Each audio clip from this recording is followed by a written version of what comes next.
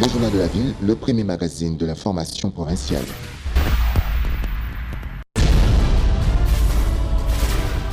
Tout de suite, le journal.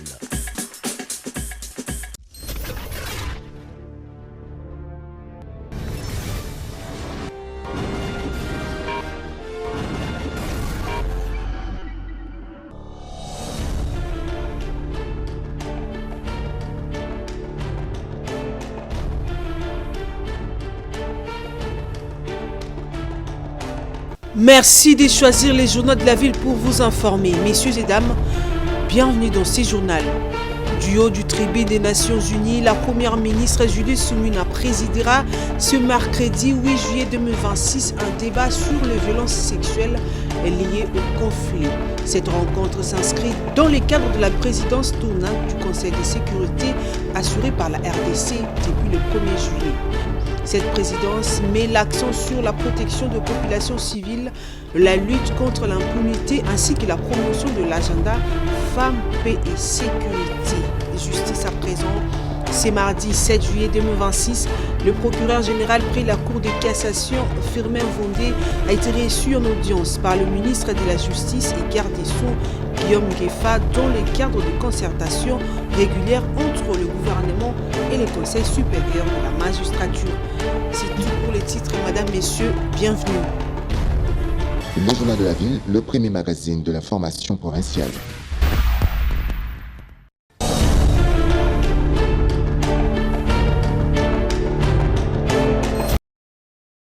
Crise en République démocratique du Congo, organisée ce lundi 6 juillet 2026 à Bujumbura par le président burundais et président en exercice de l'Union africaine, Évariste Ndayishimiye, les consultations avec les responsables de l'opposition congolaise et les représentants de principales confessions religieuses se sont déroulées dans un climat apaisé selon le participant.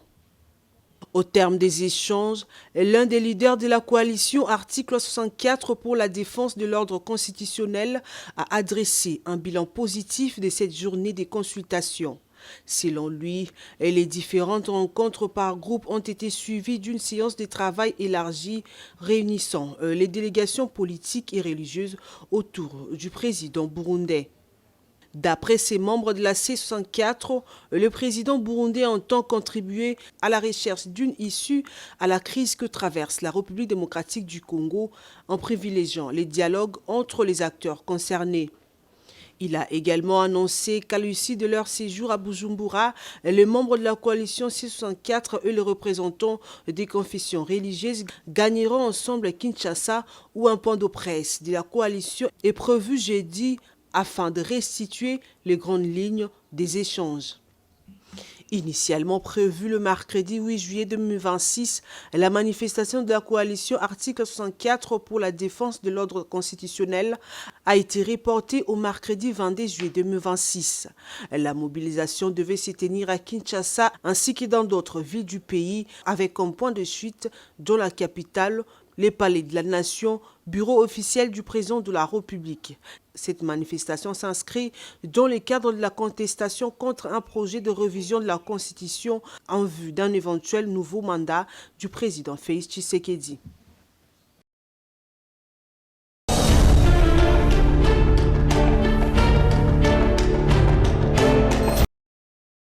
Les vice-premiers ministres, ministres de l'Intérieur, Sécurité, Décentralisation et Affaires coutumières, Chabani Louko Jacquemin a présenté ce lundi 6 juillet 2026 devant l'Assemblée nationale les projets de loi portant autorisation de la ratification de l'accord de coopération en matière de sécurité signé entre la République démocratique du Congo et la République de Turquie.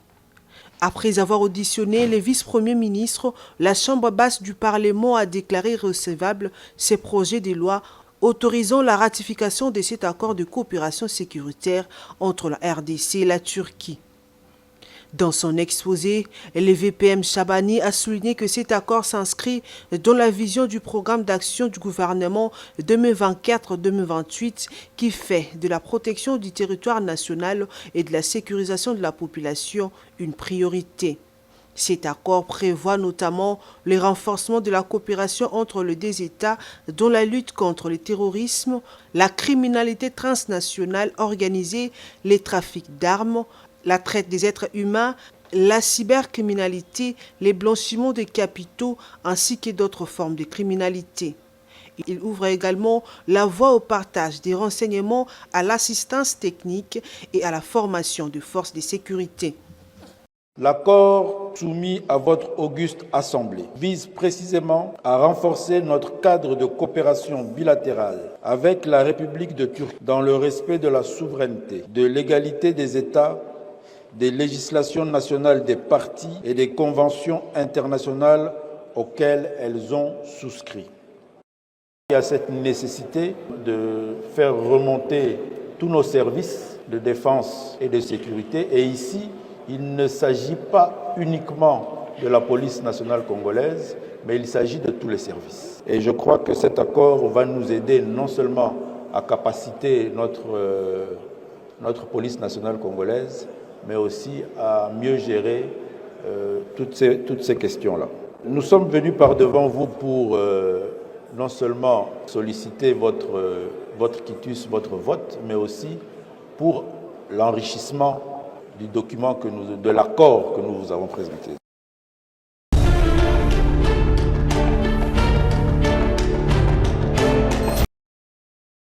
Tout débat sérieux, toute discussion et tout échange autour de la Constitution de la République doivent, selon le président du mouvement de réveil de la jeunesse congolaise, MRJUCO, Maître John Bayantita, aboutir à sa réforme. Fidèle à sa vision et à sa philosophie, il réaffirme son engagement en faveur du changement de la Constitution. Il est très important pour que le pays puisse se doter au jour d'aujourd'hui d'une loi fondamentale rédigé par le fils du pays pour l'intérêt du peuple congolais et par le peuple congolais. Donc, le débat sur le changement de la Constitution n'a pas raison d'avoir lieu. Tout Congolais qui prétend être Congolais, qu'il soit Congolais de père et de mère, ou qu'il soit Congolais par naturalisation, a l'obligation de soutenir la vision du chef qui est celle de changer la Constitution.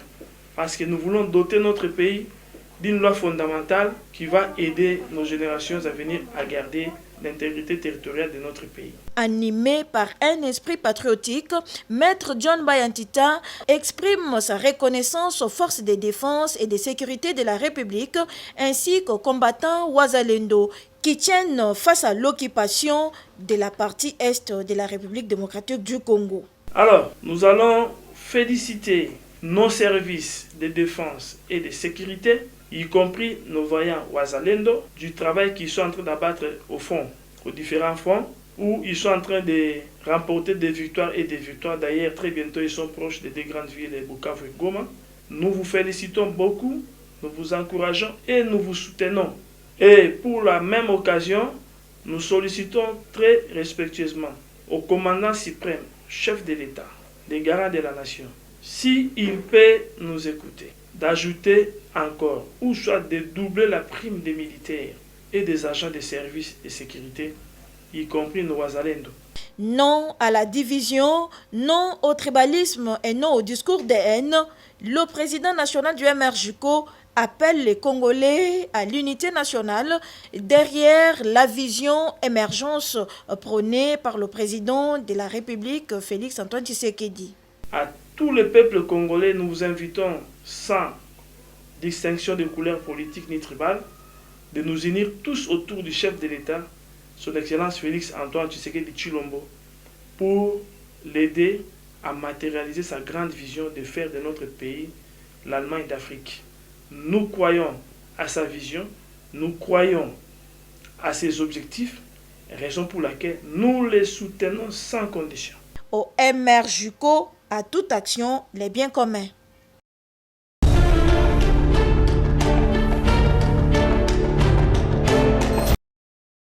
Le gouvernement a annoncé son accompagnement à la manifestation de l'opposition prévue le 22 juillet 2026 et met en garde contre tout acte de subvention.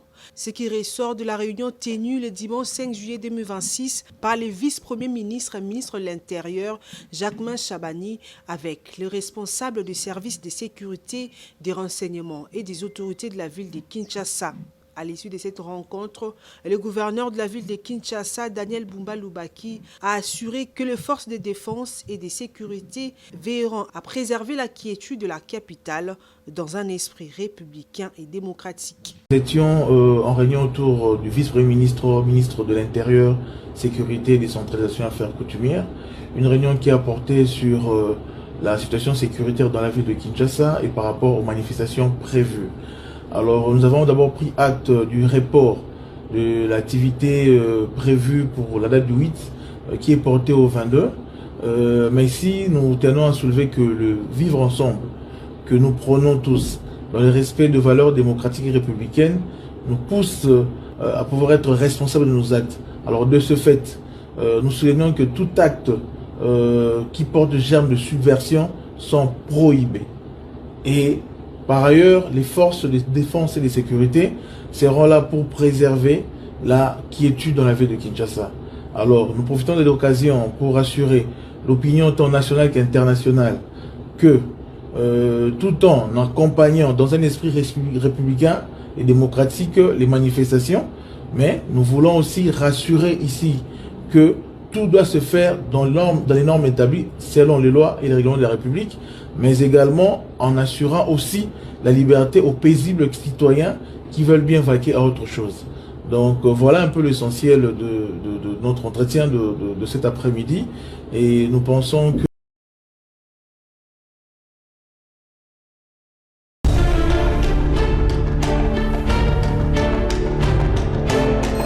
président fédéral.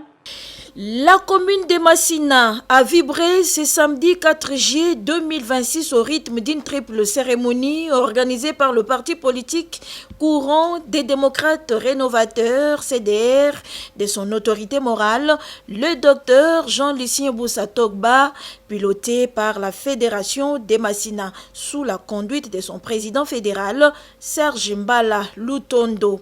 C'est par un grand carnaval populaire parti du croisement des avenues Mbanza et Kulumba que la manifestation a débuté avant de se poursuivre dans une salle comble où militantes et militants du CDR des Massina ont répondu massivement à l'appel.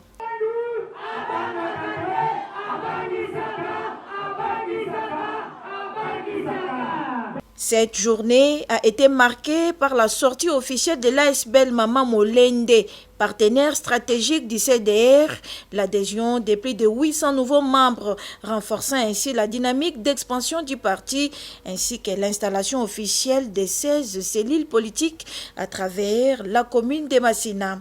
La fondation Dieudonné Kalama a également officialisé son adhésion au CDR avec l'ensemble de ses membres, traduisant la confiance accordée au projet politique du parti. Une mobilisation exceptionnelle qui illustre l'enracinement progressif du CDR dans les districts de la Tchangou.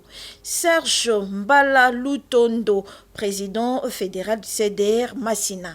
Nous allons tout faire pour que Tchangou soit CDRisé. Nous avons compté dans notre assiette 2 grandes structures qui ont adhéré. Il y a Maman Molende et puis une fondation de M. Dieudonné Kalama. Au-delà de tout, des milliers de personnes ont adhéré. Et puis on a installé 16 communes politiques qui représentent les quartiers. Massina n'en a que 21 sur 16, ça veut dire qu'il ne nous reste qu'en quelque sorte 5 quartiers où nous devons installer les animateurs. Donc c'est une allure qui doit continuer jusqu'aux échéances à venir. Nous voulons orienter, nous voulons maîtriser notre jeunesse, nos mamans, les encadrer, les former. Selon les responsables du parti, le CDR s'impose progressivement comme une force politique majeure dans la Tchangou.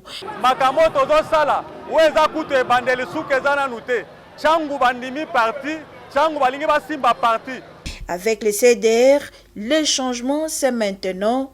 Tel est le message lancé à l'issue de cette rencontre politique.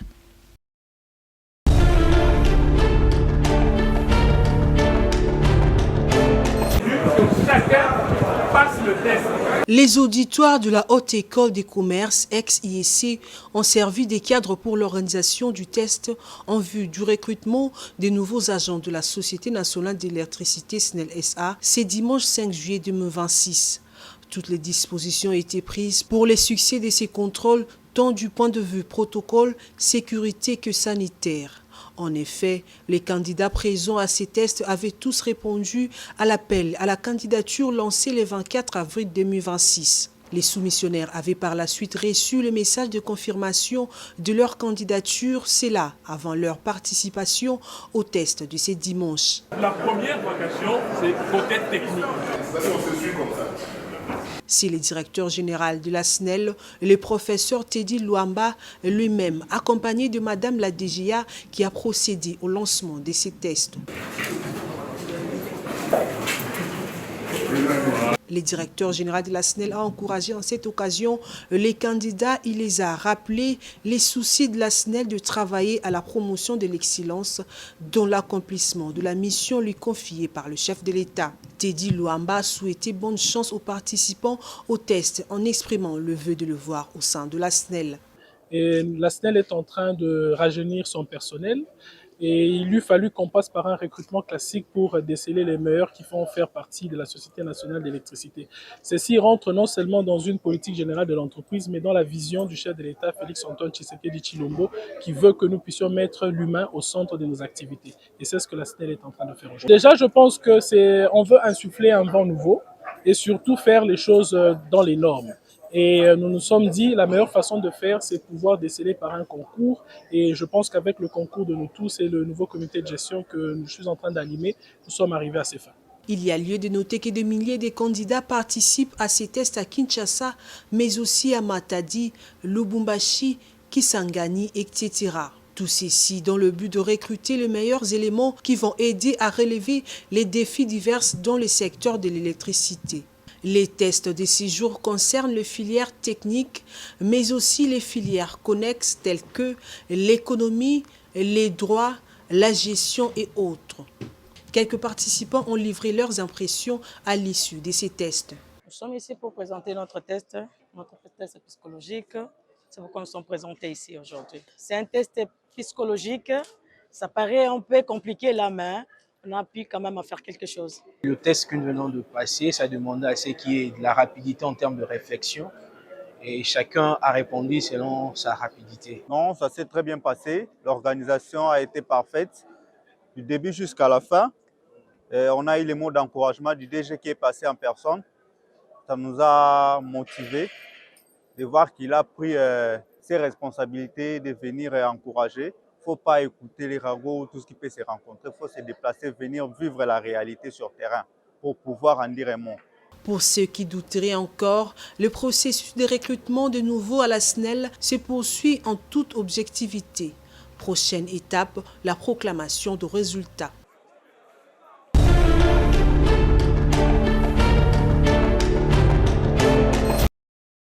Les 8 qualifiés de la phase finale de la 60e édition de la Coupe du Congo sont désormais connus à l'issue du tirage au sort organisé au siège de la Fédération congolaise de football, l'association FECOFA à Gombe, et effectué par différentes personnalités présentes à ses assises. AC Kilima s'opposera face au Daring Club Virunga de Goma. De son côté, Olympique Club Les Élites d'Inga matchera contre AS Vita de Kinshasa, alors que Dauphin Noir affrontera Vitras de Lubumbashi. AS Simba, de son côté, jouera contre la S-Star de Bunia. Toutes ces rencontres se disputeront au stade Tata Raphaël de la Kétule à partir du vendredi 10 juillet 2026. De leur côté, les organisateurs encouragent l'esprit de fair play et souhaitent bonne chance à tous les clubs. Tout ce que je peux dire à ce moment, ce n'est que vous souhaitez bonne chance à tout le monde, que le meilleur puisse l'emporter. Nous allons nous y atteler pour vous mettre à votre disposition les arbitres qu'il faut pour officier ces matchs et que tout se passe dans la sportivité. Et une fois de plus, que le meilleur l'emporte. Merci beaucoup et à très bientôt. Nous allons nous retrouver déjà à partir du 10 au stade Tata Raphaël pour en découdre, pour pouvoir déterminer qui sera le champion du Congo pour la 60e édition. Ici est dénoté que la demi-finale est prévue pour le 15 juillet 2026 et la grande finale le 19 juillet 2026, toujours au stade Tata Raphaël de la Kétune.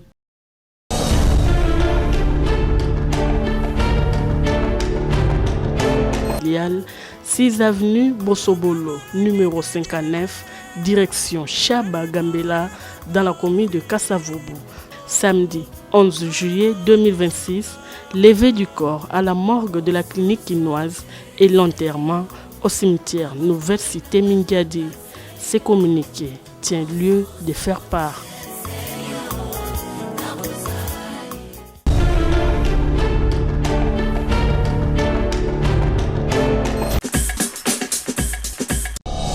Fin de cette session d'information du Journal de la Ville. Merci pour l'attention soutenue.